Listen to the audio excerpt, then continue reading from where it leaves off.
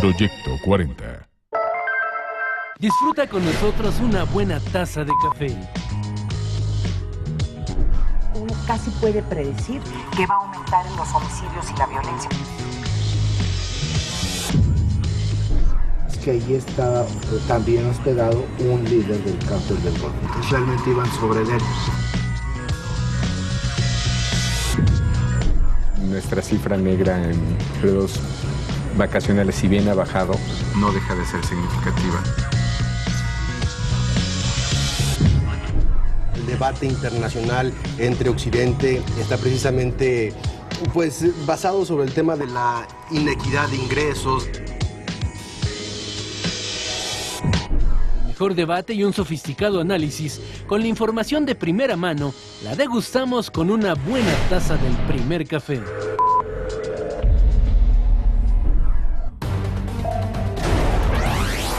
Estados del sureste del país en alerta por fuertes lluvias. La Cruzada Nacional contra el Hambre superará la meta durante 2014, así lo aseguró el presidente Enrique Peña Nieto. Nos hemos propuesto pasar de 3 millones de familias o de mexicanos que hoy tienen alimentación a más de 5.5 millones de personas beneficiadas, con lo cual nos estaremos acercando a la meta para atender a esos 7.5 millones de mexicanos. Senadores plantean aprobar las leyes secundarias de la reforma energética antes de fin de mes. Buscamos competitividad y productividad para que la llegada de los empleos se reproduzca, para que millones de familias en este país dejen la desigualdad y la pobreza. Juez ratifica tercer auto de formal prisión al ex líder magisterial, Elvester Gordillo. Españoles exigen referéndum para decidir la continuidad de la monarquía. ¿Qué tal? Muy buenos días, bienvenidos al Primer Café. Muchísimas gracias por acompañarnos en este martes 3 de junio, como todos los días. Los saludamos con muchísimo gusto. Ana María Salazar, Raimundo Riva Palacio, ¿cómo están? ¿Cómo están? Buenos días, muy buenos días. Ya con la cruda y con el análisis del anuncio tan importante del día de ayer, ¿no? Sí, Pues más bien las secuelas del día de ayer. Hay muchísima expectativa en el mundo, portadas en todos los periódicos del mundo. Fue la noticia, una de las noticias principales durante todo el día de ayer. Y a veces uno se pregunta, pero esto es como Cenicienta, ¿no? Pues parece un cuento, porque tenemos toda la imagen romántica de los reyes, las reinas, príncipes, princesas, las bodas espectaculares en la corona inglesa, y en realidad es mucho más profundo lo que está sucediendo en España de lo que ha sucedido con cualquier monarquía en la memoria, porque lo que sucede en España antes de la abdicación del rey Juan Carlos es que se rompió el pacto político y social que se construyó al final de la dictadura española. Que esto es, me parece que lo más grave en el cual se inscribe este momento en el que Juan Carlos decide dejar el trono. ¿Por qué razón deja el trono en medio de una crisis institucional, una crisis política, una crisis económica, una crisis social en España? Es un gran misterio. Quizás, como dice un experto en temas españoles, la única razón que podría él encontrar en esto es que van a procesar a la infanta Cristina por el asunto del escándalo, y se consideró que era mejor retirarse para que el impacto en la corona, debido a que Felipe no nada más se deslindó, sino que criticó mucho a la infanta Cristina y a su esposo Iñaki Undagarín, dañe menos a la monarquía. En todo caso, ya vimos las manifestaciones de ayer, y es un tema que vamos a hablar un poco más adelante con mayor profundidad, y es, por supuesto, lo que domina por completo la información. 52% del país tiene que ver con la abdicación del rey de España. Y luego viene, fíjense nada más, el siguiente tema se cae al 12%, que es este anuncio del presidente Enrique Peña Nieto de que se elevan las metas en la cruzada contra el hambre. Se va a 5.5 millones el horizonte de los mexicanos que van a ser beneficiados, que van a ser tocados por esta cruzada, que significa el 73% de los 7.5 millones que viven en pobreza extrema. Es un anuncio muy importante, pero el tema de la abdicación del rey pues se cuesta Fue todo. más importante, porque se mezcla todo. Sí, ¿verdad? Se mezcla el romanticismo de las monarquías, ¿verdad? Que todos somos republicanos, pero ¿cómo nos encanta? Sí, estar leyendo el Hola, nos encanta, ¿verdad?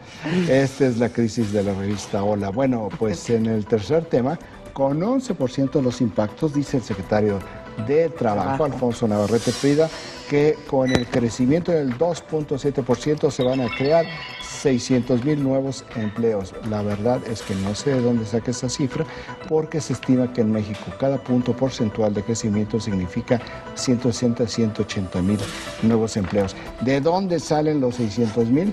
No es un dato que le aportara el sustento técnico para que podamos pensar que 600,000 empleos con 2.7% van a ser logrados. Estos son el tipo de declaraciones que se guardan, ¿verdad? Porque después les dicen, pero usted dijo que 600,000. Dice, es que las condiciones exógenas de la economía mundial nos impidió que creciera. Y sí, pues sí subió el desempleo. Pero bueno, a cambio de esto que tiene 11% de los impactos, viene un tema que no es el cuarto, es el quinto, del Banco de México, que dice que aumentaron las remesas. Esto es muy interesante, porque si bien no es una política pública, las remesas siempre tienen un impacto muy fuerte en la economía de las zonas más deprimidas. Por cierto, las remesas en el periodo marzo-abril de este año se incrementaron 8.9%, que significa 7.400 millones de dólares, 7.400 millones de dólares.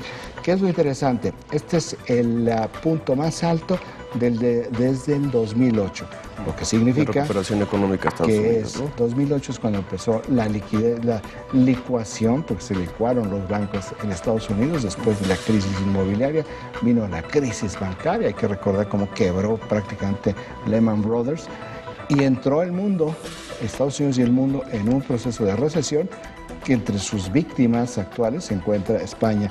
Esto habla de un principio de recuperación de la economía de Estados Unidos que ayuda indiscutible y directamente a México. Me regreso al cuarto tema, que es muy importante, porque la consultora Kearney sacó ayer su índice de confianza de inversión extranjera, que revisa productividad y competitividad, y bajó a México del lugar 9 al lugar 12. México perdió su lugar, perdió estar entre los 10 principales países que buscan los inversionistas extranjeros, frente a un país que extraña que haya interés en inversión extranjera, que es Francia, y otros que no, como Singapur y los Emiratos Árabes, que han venido subiendo de una manera bastante asombrosa. Se mantienen en el primer lugar de este índice Estados Unidos, China y Canadá. Mencionaba yo el quinto tema de las remesas, que está empatado con otro tema, igual, con 8%, que es esta iniciativa de senadores del PAN y del PRD ayer, la senadora Mariana Gómez del Campo, del PAN, y Mario Delgado, del PRD, sobre es una iniciativa contra la violencia escolar. Y lo que están proponiendo son amonestaciones e inclusive hasta multas para maestros y padres de familia que no atiendan las recomendaciones para frenar la violencia escolar. Esta es una más de las múltiples iniciativas que en los últimos 2 días han sacado todos del cajón de los recuerdos y que están tratando de conciliar en el Senado, porque hay una iniciativa ya muy formal desde la Cámara de Diputados, desde hace ya más de un año, para que pueda salir una ley en y este es un tema que ya subió a la presidencia, es un tema que se ve que desde la presidencia ya le están poniendo mucha por eso se despertaron todos, ¿verdad? Porque en aquel viaje a Tamaulipas hace 2 lunes, que acababa de suceder esta tragedia, que está discutible si era bullying o fue realmente un homicidio involuntario, fue violencia, más allá de bullying, más allá de violencia infantil, de este niño que murió cuando sus compañeros lo estrellaron contra la pared. El presidente se refirió al tema. Desde que el presidente se refirió al tema, ¿qué crees? Se enteraron que había que hacer algo importantísimo. Con bullying, pero es que llevamos ya bastante tiempo en el número 1 de violencia. Sí, este lleva siendo un tema en el mundo, en la ciudad y en la República durante muchísimo tiempo. Este es el PAI informativo. Está hoy sí, a diferencia de ayer, tiene bastante contenido energético en términos informativos. Energético económico. Cuando digo energético es de energía, del metabolismo. Del metabolismo. No, pero ¿sabes qué?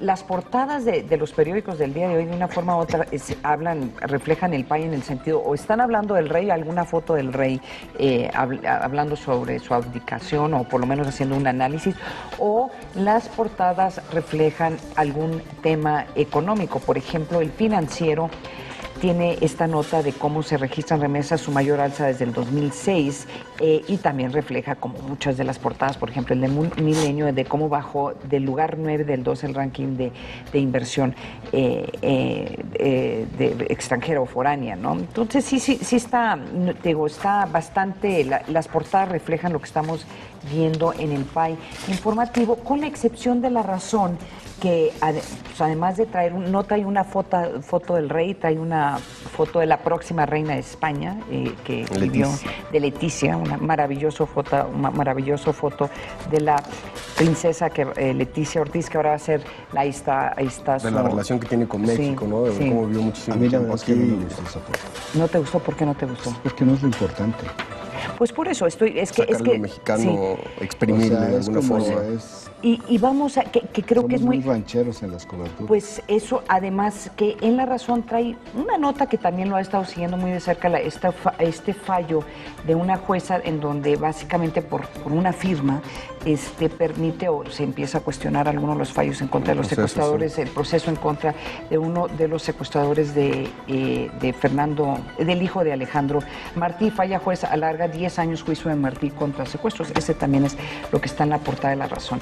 Y el New York Times recuerda que también es que esta semana estamos pues hay varios aniversarios importantes. Se encuentra Barack Obama y varios presidentes mundiales en Polonia, y se está recordando que hace 70 años fue D-Day, o sea, el día D. Hace apenas un par de horas se anunció precisamente en esta gira del presidente Obama que le pide al Congreso $1 billón para reforzar la presencia militar de Estados Unidos en Europa. Yo creo que esto también atiende directamente a lo que está ocurriendo en Ucrania y dentro también un momento en el que está criticando mucho su política exterior, ¿no? Entonces también recordamos cuando cae se marca como la caída del comunismo, o por lo menos se marca esta semana la caída del comunismo, cuando Lech Walesa y todo este movimiento de solidaridad también se está celebrando este año. No, pues se marca, la caída del comunismo se marca con la caída del muro de Berlín. No, pero el inicio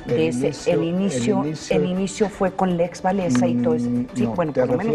El involucramiento de Juan Pablo II. ¿Te refieres tú al relajamiento de las visas en Hungría y Checoslovaquia, que fue en mayo de 1989, que el relajamiento de las visas provocó presiones sociales internas en los países que ya venían en el proceso de la glasnost, que es la apertura política, y la perestroika, que es lo fundamental, que fue la apertura económica que quebró las economías, y que se da con todos los procesos, pero realmente el final es, si mal no recuerdo, 3 de octubre de 1989, cuando finalmente se cae el muro de Berlín. Se celebra lo de Tiananmen. Ese también está marcado en alguna de las portadas del día de hoy. Porque han empezado a salir documentos, ha empezado a salir información sobre lo que sucedió con el ejército chino ese día, y cómo hubo un general que se negó a sacar los tanques a la calle, y que provocó un cisma en la jerarquía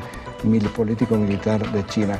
Al final sucedió lo que sabemos, que salieron los tanques a la calle, y lo que no sabemos, que ese general chino, quién sabe en dónde está, porque lo removieron inmediatamente, hicieron una purga en el ejército chino. Pero sí hay muchas efemérides que han cambiado al mundo, ¿eh? Sí. O sea, no es como que hoy es mi cumpleaños y a nadie le importa, ni siquiera a mí, sino que sí hay efemérides que modificaron por completo. Y otra parte interesante de recordar lo que pasó en Tiananmen fue hace 25 años. Entonces ya hay toda una generación de chinos que por mucho esfuerzo que ha hecho el gobierno chino de tratar de pues borrar ese momento, pues han tenido sus... Hay todavía, por lo menos algunos de esa generación, creo que relativamente poco, 20-25%, sabe o entiende qué fue lo que pasó. Qué ¿no? importantes son las demografías. Sí, ¿verdad? 75% de los españoles no habían nacido cuando murió Franco. Exacto, sí. Están en las calles, sí. Ahorita. La monarquía no tiene las ataduras culturales, claro, políticas, históricas que tiene para muchos otros españoles. Pues esas son las primeras planas del día de hoy, lo que tiene el país de la agencia Intelite en cuestión informativa. Vamos nosotros a un corte aquí en el primer café y regresamos con mucho más. No se vaya.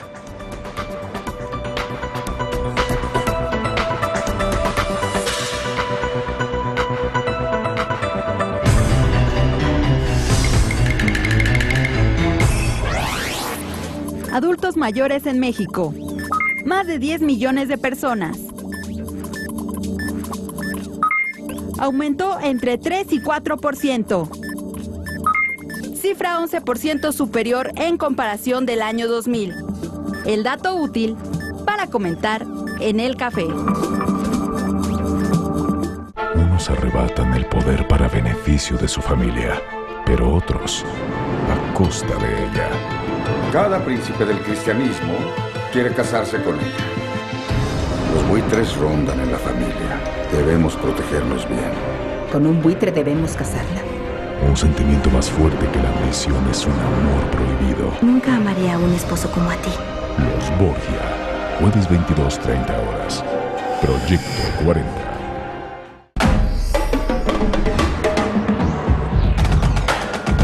Próximamente. Brasil sin valor. Proyecto 40.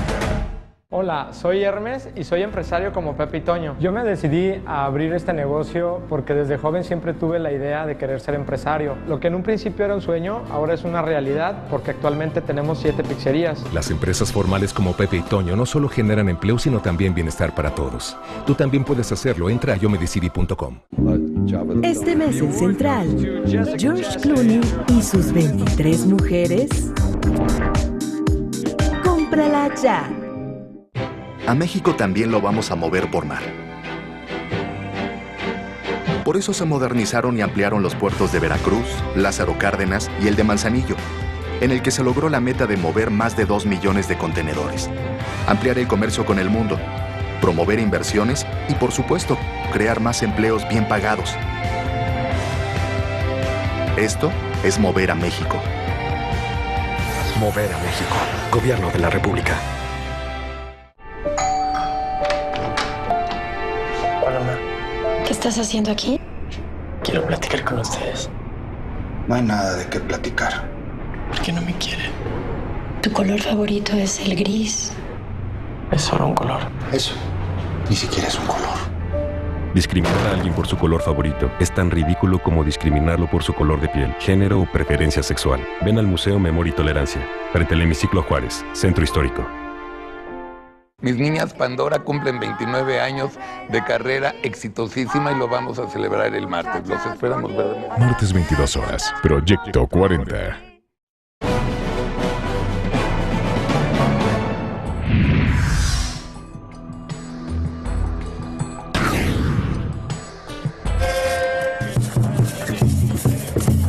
No todo es fiesta en Brasil. A unos días de que inicie la justa deportiva, la cadena BBC Online dio a conocer que habitantes de la zona de Camaragibe, en el estado de Pernambuco, denunciaron haberse quedado sin vivienda a causa de las expropiaciones realizadas por parte del gobierno. De acuerdo a testimonios de brasileños desplazados, las autoridades realizaron pagos por debajo de la cotización de la propiedad. Incluso, denuncian la enorme diferencia en el pago de las viviendas, ya que en algunos casos, los propietarios percibieron 30,000 reales, lo equivalente a $13,390, mientras que otros obtuvieron 300,000 reales, es decir, $133,940. En esta zona, el gobierno de Pernambuco había anunciado la construcción del terminal integrado de Camaragibe y el ramal da Copa, que facilitarían el acceso al Estadio Arena Pernambuco, donde se jugarán 5 partidos de la gesta mundialista. Sin embargo, los afectados han expresado su molestia, ya que ninguna de las terminales ha sido concluida. El procurador de este estado, Tiago Arraez de Alencar Noroes, ha reconocido que hubo una serie de malentendidos en el pago de las viviendas. Informó que en algunos casos, la indemnización fue baja debido a la situación irregular de los propietarios. Además, reconoció que se cometieron errores y que no se contó con una política de vivienda adecuada. Como respuesta, la Secretaría de Comunicaciones de Brasil refirió que en estos proyectos no intervino el gobierno federal, por lo que la responsabilidad es de las autoridades municipales y estatales. La investigación de la BBC indica que la Asociación Nacional de Comités Populares de la Copa y las Naciones Unidas para una Vivienda Adecuada constataron que hubo centenas de desalojos en las 12 ciudades sede, pero en muy pocos casos se ofreció la debida atención a las familias. A este escándalo se suma la información dada a conocer por el diario británico The Sunday Times, quien documentó que el exdirectivo de la FIFA, Mohamed bin Haman, presuntamente pagó más de $5 millones a varios directivos de fútbol africano a fin de comprar su voto para organizar el Mundial de 2022 en Qatar. De comprobarse este hecho, decenas de empresas españolas perderán cientos de millones de euros invertidos en este país para la realización del próximo Mundial. Regresamos con nuestros analistas a la mesa de El Primer Café. Oigan, ahora sí se está poniendo interesante el mundial, ya deja de ser, yo ya lo estoy viendo desde una óptica de política, ¿no? Estábamos hablando fuera del aire, o sea, ¿a qué le apuestas? ¿A que la presidenta va a poder presentar y va a culminar esto en como ella quisiera que terminen, que gana Brasil, todos están contentos y ella es reelecta en octubre? ¿O cuál es la apuesta aquí, que esto, viendo estas imágenes, esto va a ser un total desorden, violencia, y que Brasil no gana, y ya una serie de cuestionamientos si Brasil debe llevar a cabo las Olimpiadas o no, y gana pues otro equipo? Como diría alguien, ¿y cuál es la pregunta? La pregunta es, ¿a qué le apuestan ustedes? ¿A qué le apuestas, mexicano? ¿A qué le apuestas? O sea, esto va a ser un reportaje, o sea, los que están ahorita, los compañeros allá, ¿van a ser corresponsales de guerra o corresponsales deportivos? No, yo lo que creo que es mucho más complejo lo que estamos viendo. Sí. En este momento, no únicamente en Brasil, sino también en términos de lo que es el fútbol y cómo está condicionado por las apuestas, y también cómo está condicionado por otro tipo de situaciones absolutamente corruptas. Aquí tenemos 3 cosas en donde el único punto, el único común denominador es la corrupción.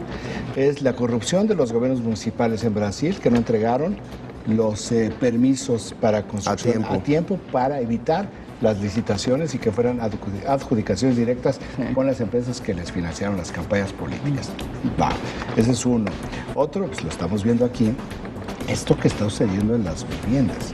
En las viviendas, bueno, la manera como no está todavía la información, y es una hipótesis, cómo estuvieron especulando con los bienes raíces, ¿verdad? Porque este tipo de fenómenos no se da o no va, están tan mal hechos, utilizando la fuerza de las autoridades, que lo que siempre sucede, no sabemos si este caso es el mismo, es que hay un negocio por parte de alguien en los gobiernos en el campo de los bienes raíces que permita este tipo de cosas. Normalmente es lo que sucede. No sabemos si en este caso es un error, como dicen las autoridades, o se da, como Ana María y yo pensamos, una práctica, que tiene que ver con una práctica de corrupción. Tenemos entonces esa pequeña parte. Tenemos lo de Qatar. Lo de Qatar pagando $5 millones por una Copa del Mundo, que nunca estuvieron contentos en la FIFA con esto, pero que sin embargo dijeron, bueno, pues si ganaron, si le van a meter tanto dinero al proyecto de la Copa del Mundo en el 2022, ¿no? De 22, sí. Entonces, pues qué importa que pasemos los juegos de fútbol pues en la noche o en la madrugada, que no haya tanto inclusive calor. En invierno, ni siquiera en verano, por el tema del clima, que no iba a ser posible. Entonces, te modifican el mundo por un asunto de dinero, y resulta que le metieron $5 millones, a lo cual Qatar ya dijo ayer, nosotros no lo hicimos, pero claro, lo único que no podemos esperar es que el gobierno dijera, pues es que fíjense que sí, porque queremos tanto el fútbol, que pagamos $5 millones para comprar votos. Y está la otra que viene también, en el New York Times sobre la compra, el arreglo, la compra de árbitros para favorecer a equipos en apuestas. Pero en equipos no por los países, sino por las apuestas. Sí. Entonces, eran partidos amistosos, ni siquiera eran partidos oficiales previos al Mundial de Sudáfrica. Como cuando menos 5 partidos fueron arreglados en función de las apuestas. Lo que me llama mucho la atención es que la parte de las apuestas, la parte de los árbitros, está publicado en el New York Times, que tiene decenas, si no centenares de documentos. La parte de Qatar está documentada en el Sunday Times, que tiene centenares de documentos. ¿De dónde salen los documentos? Porque dicen, los dos periódicos tuvieron acceso a los documentos. Y hay que ver también en dónde están, quiénes son los periodistas que los están obteniendo, que sacan la información. Y en realidad lo que parece haber sido es que las contradicciones dentro de la FIFA, por lo que están viendo, es de donde están empezando a salir los documentos, porque hay documentos oficiales de la FIFA. En el caso del New York Times es una investigación interna de la FIFA, que era secreta hasta hace unos cuantos días, y en el caso del Sunday Times, pues son documentos de adentro de la FIFA con testimonios que ha recibido la propia FIFA. Entonces ahí tenemos el capítulo de la corrupción en el fútbol, porque es un gran negocio. Y la otra que tú mencionabas sobre lo de Brasil, lo que pasa con Dilma Rousseff es que la coalición de partidos, que son más de 30, que le llevaron al poder, está rota. Uno de los grupos más fuertes en la oposición a Dilma Rousseff es este movimiento de los Sin Tierra, que pertenece a su coalición central, y también el Partido de los Trabajadores, que es su partido, es su propio partido, la parte más liberal o más de izquierda del Partido de los Trabajadores, que está profundamente decepcionada, no solamente con ella, también está decepcionada con Lula, porque consideran que pues todo por lo cual trabajaron durante tanto tiempo, todo por lo cual lucharon contra la dictadura y lucharon contra los gobiernos conservadores, pues resulta que sus dos presidentes se giraron hacia ese lado. Hay una ruptura en lo que es la coalición de gobierno de la presidenta Dilma Rousseff, a lo cual se le añaden los otros grupos en la oposición que no pertenecen a esa coalición, que están tratando de sabotear todo lo que puedan lograr para que suceda lo que ya es una realidad. La crisis de Brasil como un país confiable por el desastre en términos de infraestructura, porque no han podido terminar los estadios. La semana pasada los volvieron a multar, por tercera vez los multó la FIFA porque no entregaron a tiempo. Y no vemos la otra parte que no tiene que ver con el fútbol, que tiene que ver con esta parte cíclica de los brasileños, el escándalo de la corrupción en Petrobras, en los tiempos en los cuales la presidenta actual de Brasil era presidente del Consejo de Administración.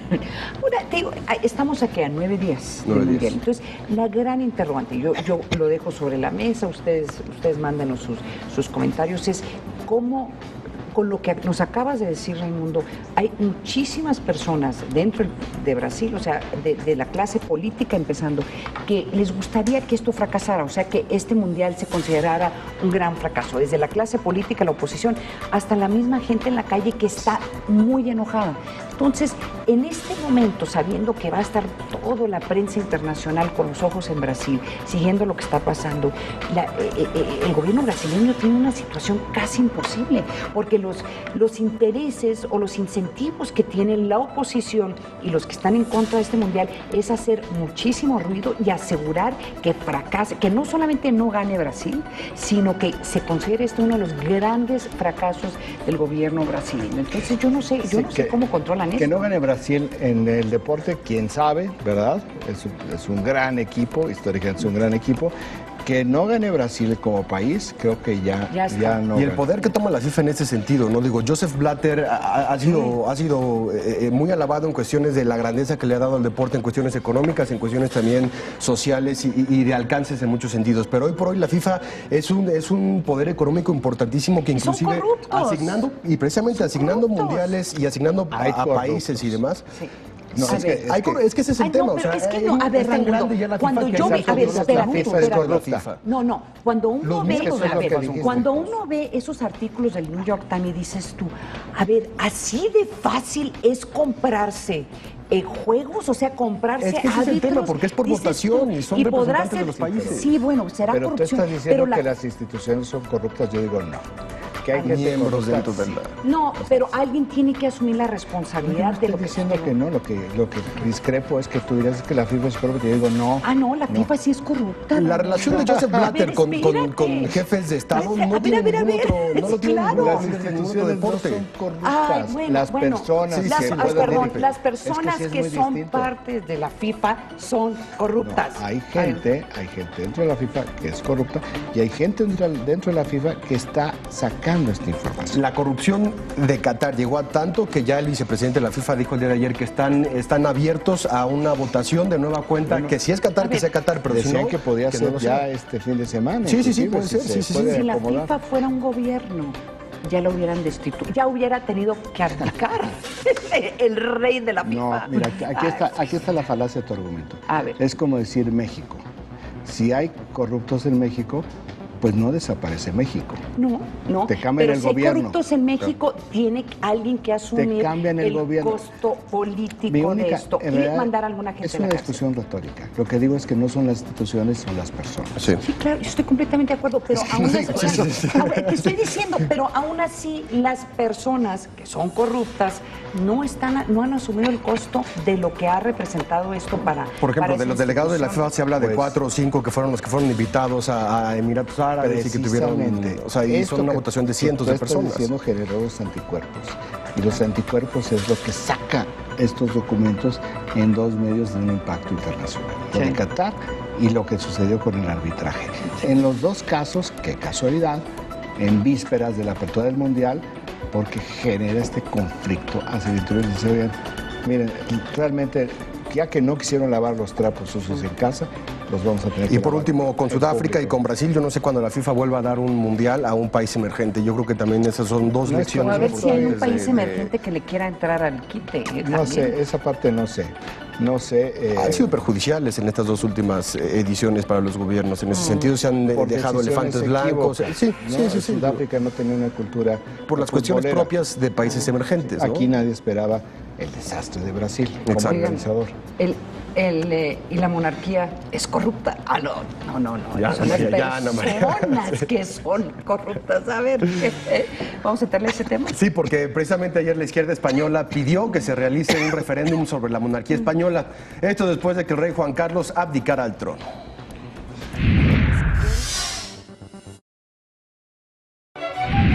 Durante décadas el rey Juan Carlos I de España fue un emblema de la democracia española.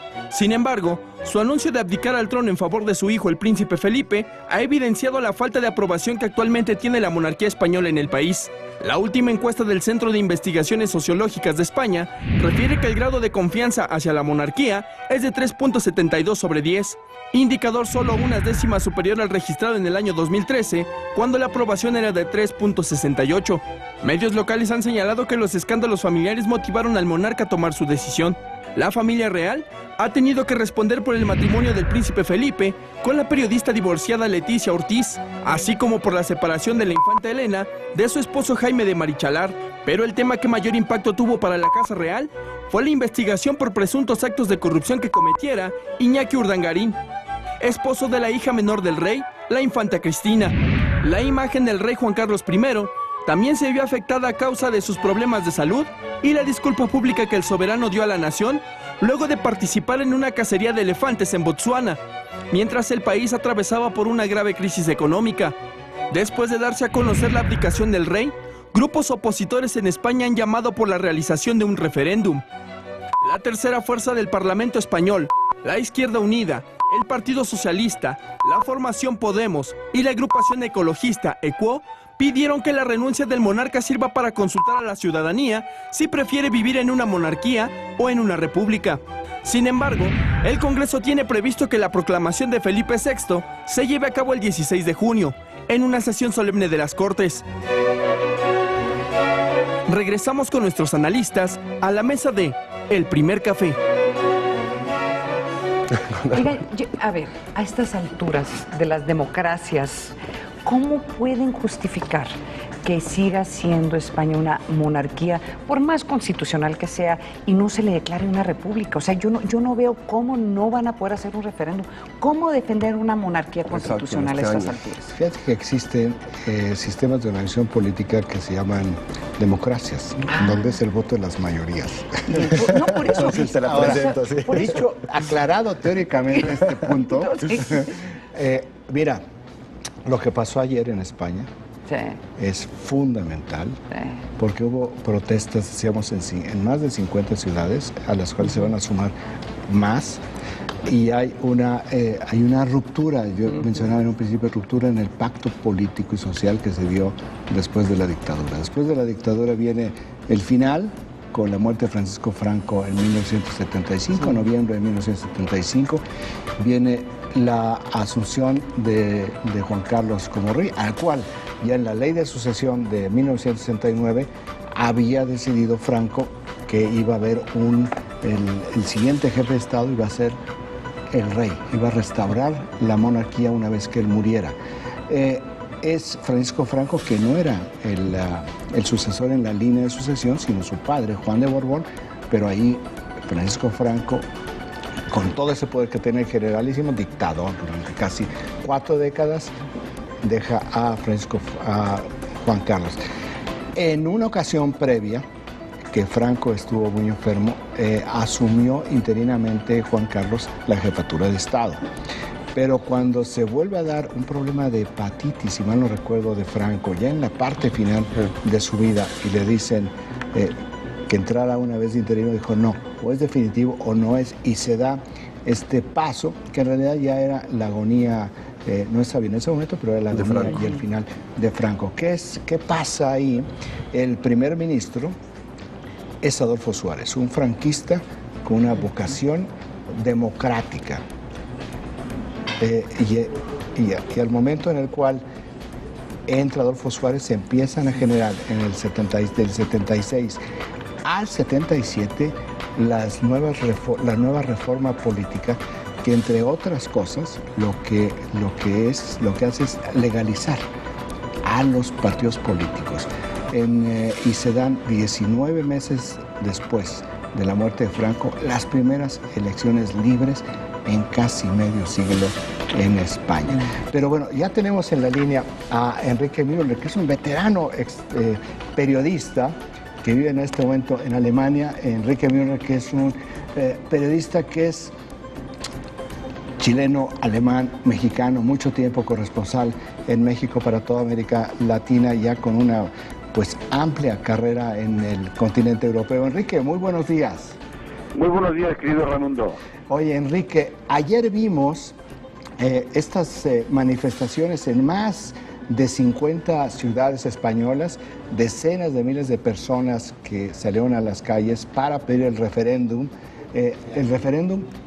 para la autodeterminación en varias comunidades, principalmente la parte más crítica y la parte más aguda de esta crisis sobre los referéndums es Cataluña, aunque también en el País Vasco estábamos leyendo que inclusive el Partido Nacionalista Vasco, que es conservador, está pidiéndole a Felipe que reconsidere también la posibilidad de que en España haya un reconocimiento en las urnas a través de los referéndums sobre qué tipo de modelo de país quieren.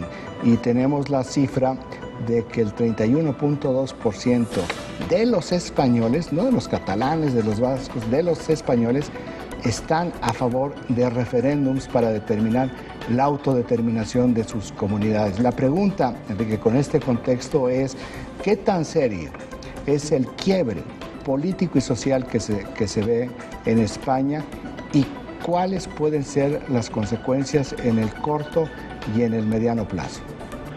Mira, en primer lugar, las protestas que nacieron ayer, después de conocerse la abdicación de Juan Carlos, que se realizaron prácticamente en casi toda España y también se llevaron a cabo protestas en el resto de los países europeos, incluido la ciudad de Berlín, marca, yo creo que un capítulo bastante peligroso para España. En primer lugar, pues existe el rumor, porque no se puede confirmar nada todavía, de que el ascenso de los partidos que están a favor de la República en España, que se constató en las elecciones europeas, podría haber sido uno de los motivos que impulsó al rey a presentar su abdicación. Tenemos que tener en cuenta de que las elecciones europeas pues le dieron un varapalos terrible a los dos partidos más importantes de España, el Partido Popular y el Partido Socialista Europeo, Obrero Español, perdón, y que causó también la renuncia de Rubalcaba, un hombre que tenía plena confianza del rey y viceversa, y que le aseguraba pues una cierta estabilidad a la monarquía. Ahora, el rey aparentemente, y esto lo dicen muchos medios en este momento en España, ve peligrar el apoyo del Parlamento a la corona. Y entonces podría haber sido uno de los motivos, porque en este momento hay un aumento creciente de los españoles que están a favor de la República, y eso se quedó demostrado en las elecciones europeas. ¿Qué tan peligroso puede ser esta corriente que empezó a nacer el 25 de mayo? Pues todavía está por verse. Hay una cosa que es cierta. El país pide referéndum, tanto Cataluña pide referéndum para independizarse de España, y el resto de España pedía un referéndum para votar a favor o en contra de la monarquía. El segundo referéndum, que se refiere a la monarquía, no creo que se lleve a cabo, porque eso tendría que ser aprobado por las Cortes, y en este momento no creo que las Cortes estén por esa labor. Por el contrario, quieren pues cimentar la monarquía, porque ven en la monarquía un factor de estabilidad para España. Oye, Enrique, están previendo que la proclamación de Felipe como rey de España se dé pues a partir del 16-18 de junio, es decir, dentro de muchos días en términos realmente políticos. ¿Esto tú crees, por lo que se está viendo en las calles españolas, va a generar una mayor tensión en la...? No, el problema es que la coronación de Felipe VI se alarga porque, en primer lugar, las Cortes tienen que aprobar una ley especial que regule el traspaso de poder. Entonces, para eso pues tienen que, en primer lugar, pues empezar a diseñar el texto de la ley, y luego pues tienen que convocar a las Cortes para que vote a favor de esa ley. Es una de las razones por las cuales quieren hacerlo lo más pronto posible, pero claro, o sea, el tiempo pues no es automático, sí, porque en este momento, antes de que desaparezca Rubalcaba de la escena política, pues el PSOE y el PP pues están a favor de la monarquía, y evidentemente pues más del 90% de las Cortes apoyará la ley de sucesión de la monarquía. Enrique, te saludan a María Salazar. Oye, Enrique, ¿por qué no nos explicas qué le pasaría a España si desaparece la monarquía? Porque aquí tenemos tal vez dificultades de entender qué es lo que representa la monarquía para España. Es un factor de estabilidad. O sea, ¿por qué no desaparecer la monarquía? Mira, yo creo que habría que hacer un pequeño repaso a la historia española, y no nos olvidemos nunca que la renuncia de Alfonso XIII a la corona pavimentó el camino para una tragedia de España, la guerra civil. Cuando ascendió el rey, cuando Juan Carlos fue coronado rey, mucha gente pues pensó de que era la mejor solución para que España iniciara ese camino de transición a la democracia en forma más o menos ordenada. ¿Qué pasaría si desaparece la monarquía? pues mira, hay mucha gente que estaría en contra de eso y hay mucha gente que estaría a favor. Si volvería, para citar una frase mexicana, la España bronca de la guerra civil con la desaparición de la monarquía, eso está por verse. Oye, Enrique, ahora hay una crisis institucional en España, lo vemos con la caída en los índices de confianza y credibilidad y de apoyo para todas las instituciones, por supuesto incluida la monarquía. Hay una crisis económica, hay una crisis social. Vemos aquí parte de los grupos que protestan esta agrupación de Podemos, que son... Sí, y más peligroso todavía es que hay una gran crisis institucional en España. Entonces, en estas condiciones, que son, pues desde mi punto de vista, las peores condiciones para cualquier persona que pueda llegar a gobernar como jefe de Estado una nación, en este caso el rey, ¿qué tipo de... el príncipe Felipe está capacitado en términos de liderazgo nacional para poder llegar en esta situación y conducir a un buen puerto a España? Mira, yo empezaría por un aspecto que para mí es muy interesante y que todavía no tiene una respuesta muy clara en España. Mucha gente, o sea, la prensa, como yo la llamo institucional en España, es decir, los grandes periódicos nacionales, El País, ABC, El Mundo, si tú lees estos periódicos hoy, todos se dedican a alabar pues la trayectoria de Juan Carlos durante su monarquía. Pero nadie se hace la pregunta de por qué renunció en un momento tan crítico para España. Y solamente puedes leer algunos comentarios al respecto en la llamada prensa digital, los llamados confidenciales, donde algunos autores bastante conocidos señalan que el rey ha elegido el peor momento para presentar su renuncia a la corona. Y le critican incluso ese hecho, porque dicen de que el país está en una crisis tan profunda que no es el mejor momento para dejar el poder y retirarse pues a una vida más cómoda y más tranquila. Hay una frase, hay un refrán que dice que los reyes abdican cuando a un país le va bien, y que jamás deben abdicar cuando a un país le va mal. Ahora bien, tenemos el problema de Felipe. Según el rey, Felipe es el Borbón mejor preparado para ocupar el trono. Es cierto, pero evidentemente Felipe le falta toda la picaresca, el humor, el apoyo que tenía Juan Carlos entre los españoles.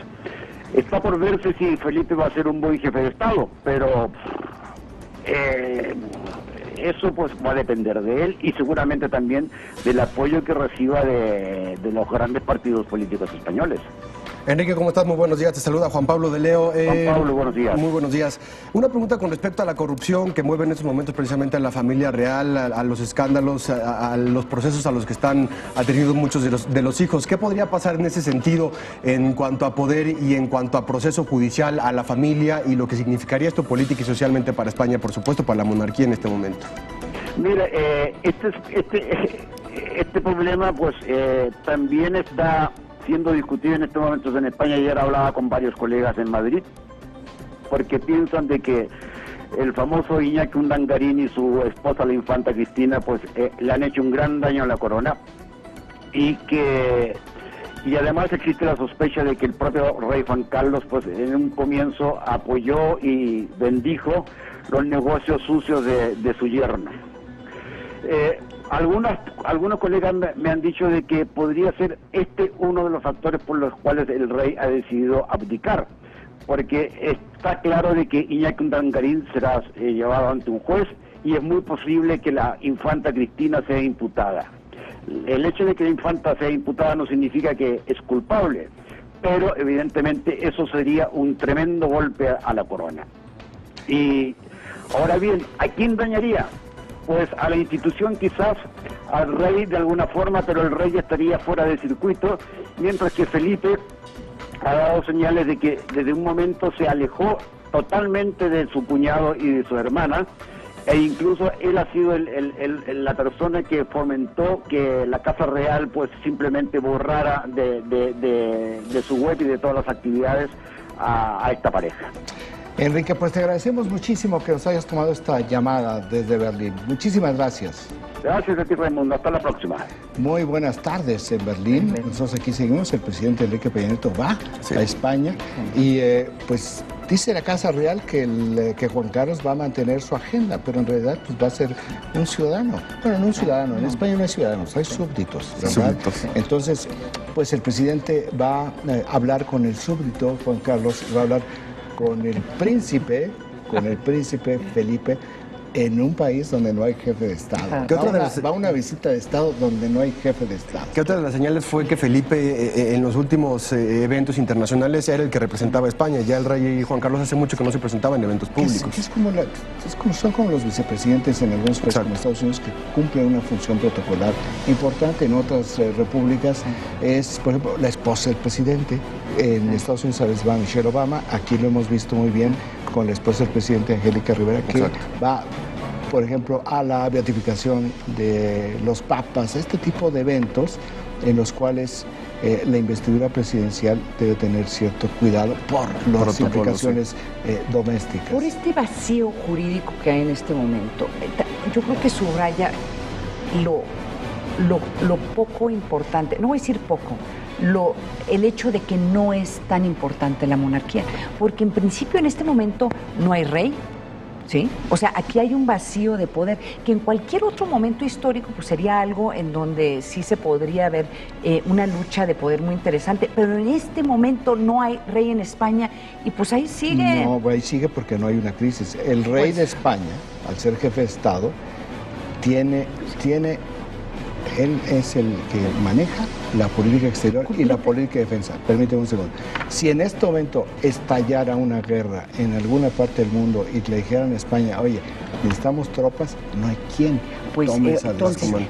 Hay un vacío político, por eso es una crisis institucional, no es un vacío jurídico. Por eso están generando este tipo de procesos. Pero hay un vacío institucional. Sí, es un vacío de poder, por eso un poco por eso el comentario, o sea, si es tan importante la figura del rey, le pasa algo a Rajoy, se caen los mercados, ya empieza a haber una crisis constitucional, o sea, no habría estas discusiones que estamos viendo ahorita de que si va a haber un referéndum, no, o sea, la diferencia en términos de quién ejerce el poder en este caso, pues es Rajoy, ¿no? Entonces yo de nuevo, y me gustó mucho la respuesta que nos dio Enrique, o sea, es como, ¿qué le va a pasar a España si no tienen un rey? Bueno, se quita un factor de estabilidad que podría ser muy importante en un momento de crisis. Pues adivinen qué, ya está la crisis, no hay rey y pues ahí está, y el país, la democracia sigue. Nada más me quedo con lo que dijo cuando Alfonso XIII. La abdicación de Alfonso XIII dio el espacio político para Primo de Rivera, que creara la falange, que agudizara las contradicciones, que hubiera intentos de golpes de Estado todavía en los 30s, que finalmente hubiera unas fuerzas republicanas que eligieron a Manuel Azaña, que hubo una crisis política en España que terminara con un golpe de Estado y con el inicio de la Guerra Civil Española, que dejó casi 400.000 muertos, más 200.000 muertos en los 2 primeros años de dictadura franquista. Te pregunto a ti y te pregunto a ti. ¿Ustedes se imaginan un golpe de Estado en este momento en España? No sé. Yo no. Yo no sé, yo creo que las condiciones externas, por las razones de la comunidad de la Unión Europea, tiene este tipo de controles, ¿verdad? Entonces hay factores exógenos, pero no hay factores internos que puedan evitarlo, lo que te habla de una polarización. Yo me quedo, antes de irnos al corte, con el dato de que una tercera parte de los españoles no quiere ser español. Es una tercera parte. No es de que no quieran a un presidente, no quieren ser españoles. Bueno, pues vámonos a un corte y regresamos.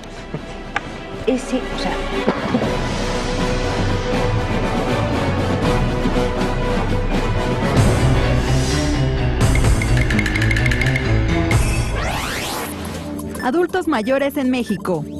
El Distrito Federal tiene una esperanza de vida de 76.5 años. Habrá 180 personas mayores por cada 100 niños. En 2050 habrá más de 33 millones de adultos mayores. El dato útil para comentar en el café. Todos los miércoles, hablar de política es su pasión. En este país, con el tipo de justicia que hay, todo depende. O sea que ahora ya no son tan amigos el PRD y el PAN. Córtalas, como decían en la primaria, ¿no? Ana María Salazar, Raúl Sánchez Carrillo, Francisco Garfias y María Elena Orantes. Miedo. No anda en burro. No anda en burro. Por cierto, en burro anduvieron varios en el paseo de la reforma, ahora con una marcha. Contrastes 40, todos los miércoles 23:30 horas. Proyecto 40.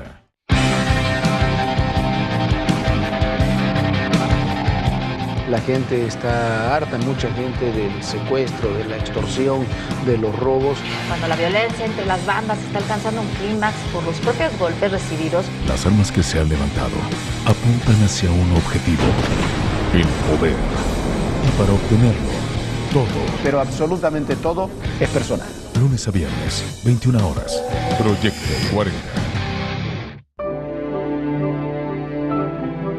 Después de organizar elecciones con legalidad y certeza, garantizar la competencia equitativa y dar a los ciudadanos su credencial para votar, la reciente reforma político-electoral nos fortalece. Hoy, evolucionamos y somos el Instituto Nacional Electoral, con la misión de consolidar los procesos electorales en todo el país. Súmate y participa para lograr el México que todos queremos. Instituto Nacional Electoral, INE. Ellos cuentan las historias. ¿Qué es esto? Un mosquete francés de chispa, doble cañón. ¿Qué trajo? Mi colección de dispensadores PES para venderla. Tengo una moneda de 1932. Está en muy buen estado. Ellos ponen el precio a esas historias. Solo puedo darte $1,000. Te daré 5,000. Te puedo ofrecer 8,000. Está bien, me voy a arriesgar. Le doy $200. Bien, se lo agradezco. El precio de la historia. Jueves 22 horas. Proyecto 40.